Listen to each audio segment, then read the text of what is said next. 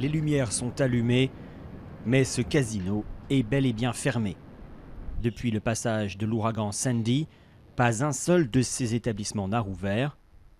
D'ailleurs, la ville est encore fermée aux visiteurs, au grand désespoir des commerçants.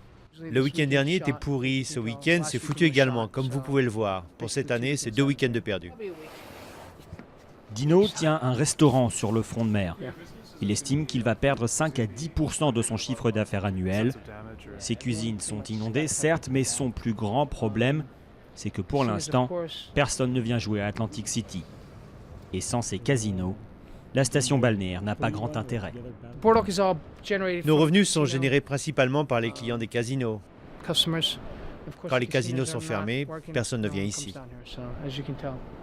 À quelques centaines de mètres de la plage, les rues alentours aussi sont désertées. Seuls quelques sans-abri errent, sans but apparent. Et même les bars à hôtesses sont fermés. Ce salon de coiffure est généralement fréquenté par ceux qui travaillent dans l'industrie touristique. Israël et ses collègues n'espèrent désormais qu'une seule chose, que les casinos ouvrent à nouveau leurs portes. C'est un gros problème parce que ça fait 5 jours sans travail. Il faut payer le loyer, acheter la nourriture. Il faut payer toutes ces factures et il n'y a plus rien ici.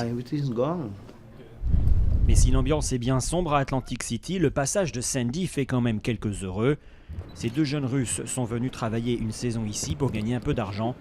Elles profitent d'un repos prolongé inattendu pour faire du tourisme.